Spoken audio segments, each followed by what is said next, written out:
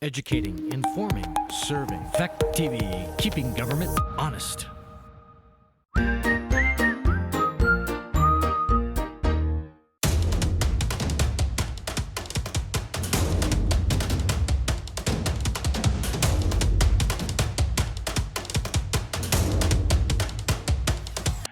Let's reboot at 111. My name is Jack Breyer. I'm chair of the Wyndham Northeast Union Elementary School District, and I hereby call the meeting to order. It's an emergency meeting.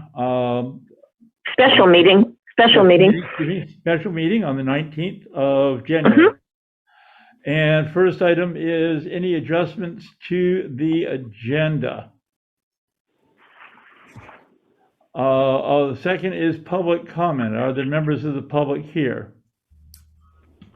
Then the third item is to approve the warning as drafted with, and I think that I would entertain a motion to authorize the chairs to draft and complete the warning with the following information, which are in the Wyndham Northeast case, it is four or five articles? Let me just take a quick look.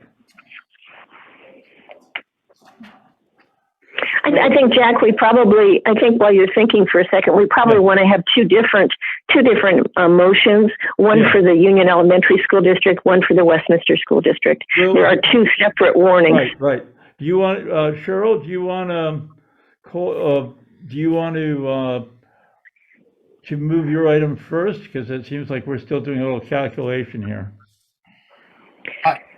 Why don't I, Cheryl, I'm going to jump in. Why don't I go ahead and move the Westminster School District warning articles for town meeting, and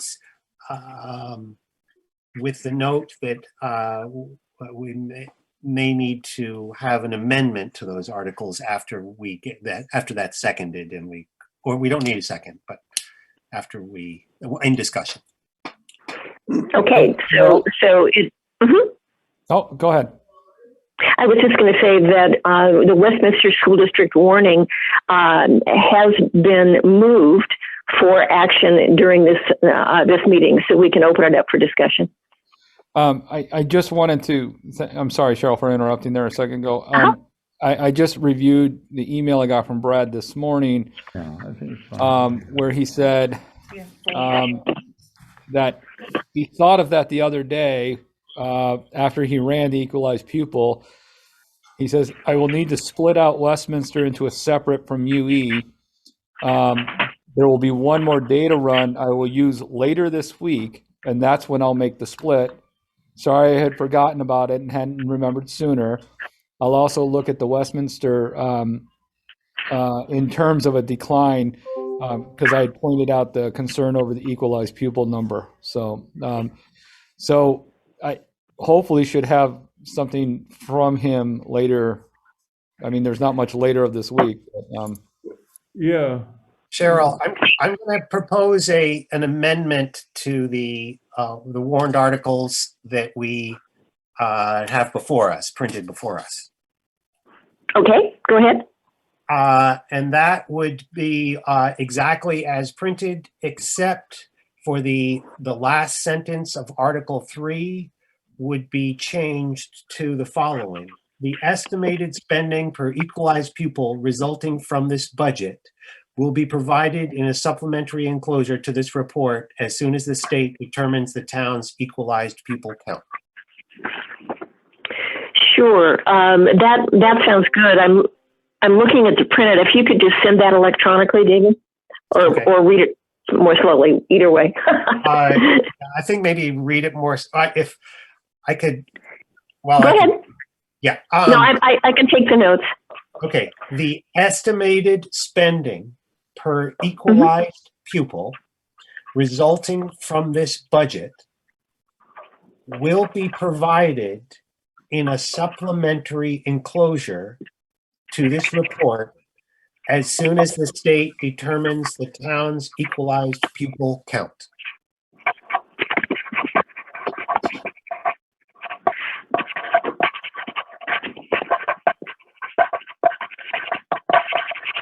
As soon as the state determines the, The town's equalized Yeah. pupil count.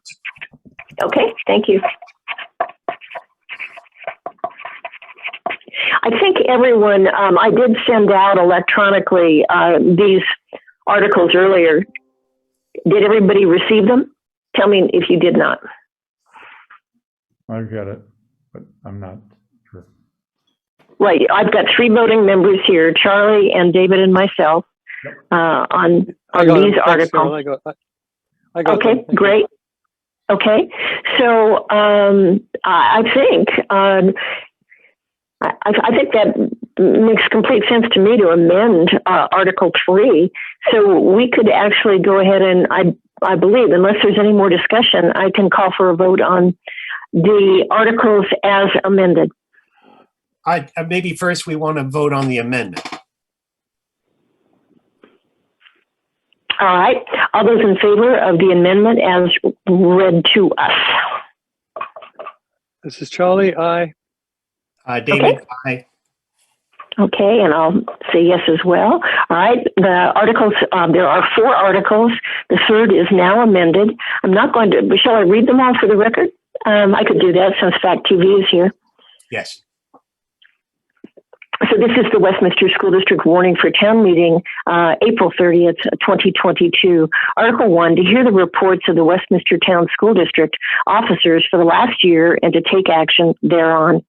Article 2, shall the Westminster Town School District authorize and instruct its school directors and treasurer to borrow money, if necessary, on the credit of the town school district for its current expenses in anticipation of the collection of taxes and receipt of money due from state aid. Article 3, shall the voters of the Westminster Town School District approve the school board to expend $4,618,770.34, which is the amount the school board has determined to be necessary for the ensuing fiscal year.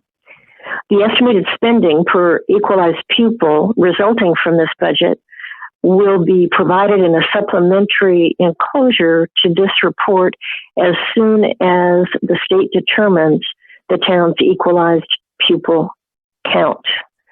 And Article 4, to transact any other proper business to be brought before the town school district meeting. So with that, I'll ask for a roll call vote. David? Aye. Charlie? Aye. Okay. So the articles for town meeting in Westminster are approved. And I would just comment again for the public that Westminster will have its election of school board members on town meeting day, March 1, by our Australian ballot. These articles will all be discussed and acted upon at the in-person town meeting, now rescheduled to be April 30th, 2022. And I think with that, Jack, Westminster's actions are taken. I don't know whether the union board wants to ratify those, but I'll turn it back to you. Yeah, I think that in the last meeting, the union board authorized to ratify your Budget. And I think that's sufficient for this. Okay. So I think you're good to go. Let me just share that I'm still trying to make sure that we have our full quorum. We have 3 of 6, I think, with us right now, and I'm kind of hoping I can get 4 of 6 in a minute or two. Yeah. I did. Go ahead. Jack, I did speak with Melissa earlier. She's not in a place where she could join unless she absolutely had to. We could call her. All right. We may just for the purposes of ratification of this. I'm intrigued by the language that David has used for your warning. Andy, I'm willing to go there. The concern I have is whether or not it's legal, because the language about the, equalized pupil, yada, yada, yada, is actually in statute, that has to be provided to the voters. And it's not our fault that it's not available to us, because we've been asking for it for months. I'm willing to use that language, but I'm not sure it flies. We're a little. I'm wondering if. Here's what I wonder. I'm wondering if perhaps on your list of calls today, could check in with counsel to make sure that this is a legal warning, or not, and if he feels it is a legal warning, he could advise us in writing. If he's worried about it, he could tell you on the phone. I think that's the lawyerly way of dealing with these sort of things. Yeah. All right.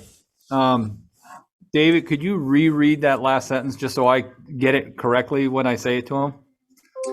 Yes, sure. The estimated spending per equalized pupil resulting from this budget will be provided in a supplementary enclosure to this report as soon as the state determines the town's equalized pupil count. So you would just say as soon as the state determines the district's equalized pupil count for the union, something like that. The issue here is that this is a warning of the data, and we don't have the data. Either of us. I think David is making a perfectly rational explanation of that, but the question is, will the Secretary of State's office or the AOE have heart failure over this?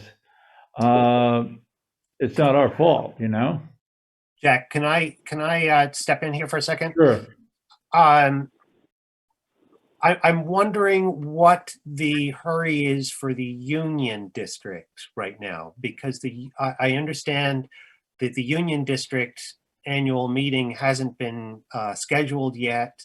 It will be, the report for that Union District meeting does not necessarily have to coincide with the town meeting of Athens and Grafton. So is there anything preventing the Union District from waiting until until the next regular board meeting to approve the warrant articles? Well, yeah, I appreciate the thought. The concern I have, and maybe I'm being, really picky about this, is that unlike you all, you're not going. Are you approving your budget via Australian ballot?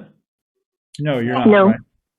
Well, see, we are, and so that means that the legal disclosure has to be ready to go for March 1st. Mm-hmm. And that means that we have to have the language of the warning that 60 days or whatever it is ahead of March 1st, hence tomorrow being the absolute screaming drop dead deadline for that. Now, yeah, go ahead. So that's the reason for it.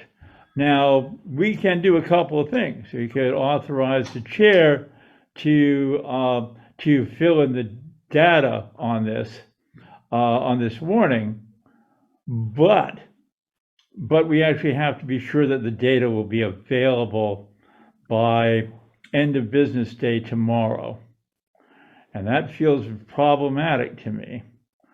You can amend your warning. I can't. So that's the issue. So this is where I bat the ball back to the superintendent and say, What do you think the chances are? I'm trying to get Pietro right now. Okay, well, because I mean, I'm willing to, I like that language, but like I said, otherwise, basically, Brad James vetoes my being able to provide this to the town on March 1st.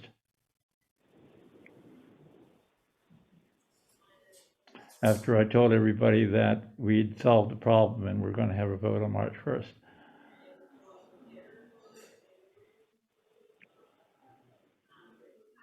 Well, just to make a comment, the voters are most concerned about the total number. Oh, yeah, I And- know. This isn't Right. rational, Cheryl. This is legal. And I always Right. make a real distinction between the two because they're definitely not the same in this case.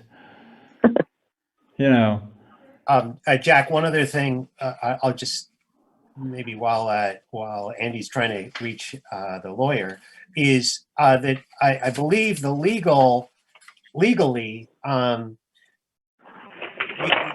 the warnings are supposed to have that estimated. Well, put it this way: the warnings are supposed to have the cost per equalized pupil, and are supposed to say whether that is how that compares to the previous or the current year, the previous year. Right. And obviously that is not relevant to, that's not relevant to either the Union District or to Westminster because the Westminster is brand new and the Union District is drastically changed. Well, in the case of Westminster, you're completely right. But part of what we did when we did our little dance before the SBE was to argue that the unified district was a continuing entity, and therefore, because it was a continuing entity, the SBE had no jurisdiction beyond approval of the withdrawal. That was a game we played, and that was the reason why we didn't get any kickback when we and got the sort of well played note back from Donna Russo Savage. So right now that's kind of biting us in the butt, to put it bluntly, because if we're a continuing entity, then I mean, it's an issue. You can make an argument that the equalized pupil count is 3% less than it was last year, in which case we've got an equalized pupil count of a couple hundred kids in the district, which I wouldn't mind because it would really help my tax calculation a whole lot. But that's something that the state has been asked to provide. In fact, Ollie Olson asked him to provide it back last April. And here we are. Melissa's by phone. Melissa, can you hear us? I can. Okay. Hi, Melissa. What I would do is just leave us on speaker because we're trying to tidy up a quick legal matter, in which case we'll get an authorized vote. The hang-up simply is that the state requires us to announce what the equalized pupil count formula is, and the state never provided it, which is Okay. And Jack, I've emailed Pietro. He's working remotely. I called his office. They said that the email is going to be the fastest way, so it'll only be if he's available to read that email.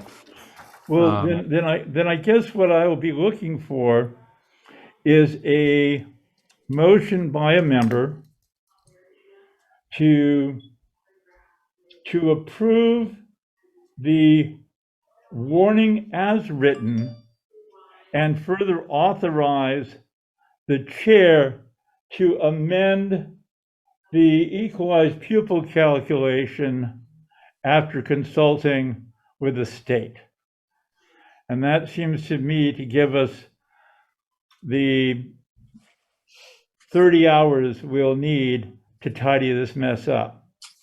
And hopefully we will, And that's what I think that both gets us the ability to get the warning approved and gives us the ability to, buys us the time we need to at least try to fix this. Does that seem reasonable, Elise, Jessa, Melissa? Yes. I got one yes, two Yeah. yeses. Elise? Yes. Okay, I'm going to consider the warning passed, and I'm going to take this as authorization to amend the language sometime between now and 5:30 tomorrow. Andy, that Yes. gets us off the hook for a little bit, but not off the hook really. Yeah, I'm gonna let Brad know that I need to have it by noon tomorrow. Yeah. See if that will help at all. All right. And if he's still unclear about the math on this, and he might be, we can walk him through these numbers. And, as I said, I'm prepared to argue that that by law, the equalized pupil count has to be based on last year's number. Because that ought to catch some attention from those folks, because that would mean that I get about a 70% tax reduction for my community, which I kind of like. Yeah, the problem is the formula that they provide for us on that worksheet. Yeah. Is all based on you're combining those numbers and you can't. They've got to split them out for the sheets to work. Otherwise, they're always going to be inaccurate. So right. Well, that's called that. You know what we call that in our business? Not our problem. And I think that's where Brad has to figure it out. We are not legally a new district, so we don't have a tabula rasa. The folks in Westminster are, but in fact it benefits them because they're going from, they're a new district, and frankly, they should be showing a small decrease anyway. It's really more us, whether we're going to be showing an increase of almost $800 per equalized pupil, or whether what we're basing it on, and they've just got to come up with something. So Pietro did get back to me. Yeah. He said, if you don't know what it is, you can't disclose it. So you should be fine, because I paraphrased what you had given David in that sense. He said, and then he said, I'd push the AOE for the information. Strange they didn't give it. Yeah, it seems that they neglected to remember the conversations you guys had with them. So, but he seems to think that language should be fine in saying that you'll provide it in a supplemental opportunity. So I think it sounds like David came up with genius language, and we'll probably copy it shamelessly if we can't get something from Brad by noon tomorrow. Or yeah, David. I just want to point out that there is one unpleasant risk that both districts are incurring by not having these numbers, and that is that there is an excess spending threshold. And if usually in the past, when we've done budgets, we've had the equalized pupil count, we can see whether or not through this tax worksheet our per equalized pupil spending is above or below the excess spending threshold. If you're above the excess spending threshold, you get the property taxpayers have some extra repercussions, extra taxes that are levied. So we don't have access to that information because we don't have, I don't even know, honestly, what the excess spending threshold, whether it's been determined and what it is, but we also don't have our equalized pupil count, so we can't determine our per equalized pupil spending. Usually when you're doing budgets, you've got that. You could say, oops, we're just a little bit above that excess spending threshold. We better go back to our main budget and cut a little more. We haven't had that option. We've already approved our budgets. We're taking a little bit of a risk to do that. I'm hopeful that we won't be above the excess spending threshold, but I just wanted to point that out. David, there is a 2-year suspension on the excess threshold. So so that should not be a concern. Perfect. Thank you very much. Well, you know, although David, you still make the point, because if you calculate this one way, the unified district's up over 19,000, and there was some mathematical figure that was being boinked around that they were increasing it even if they weren't enforcing the penalty. So it still feels a little fuzzy to me, but at least we're not going to be asking people to pay multiple dollars on top. Right. So That's good. Okay.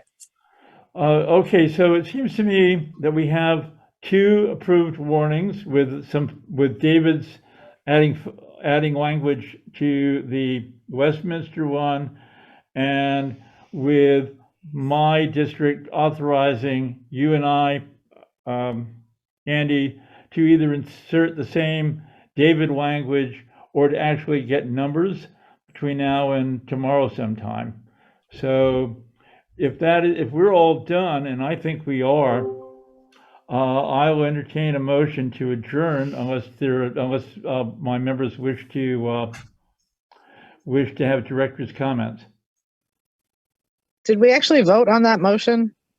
I thought we did, but let's redo it just to be sure. I thought, Jessup, how say you? Yes. All right. Melissa? Yes. Elise? Yes. And I say yes. So we have a majority and we're all good. So I'll entertain a motion to adjourn unless there's a wish to add public comment. No. Cheryl, Sorry. sorry. Go ahead, David. Cheryl, you'll send the motion to the town office at this point? Right, and I'm going to check with Andy since both he and I have been working on this, but we'll coordinate that. And yes, we'll have it done today. Yeah. Thanks so much. And I've been in touch with Kim for as clerk of the district to do the same. So, all right, adios, everybody. We'll be checking in later. Thanks a lot.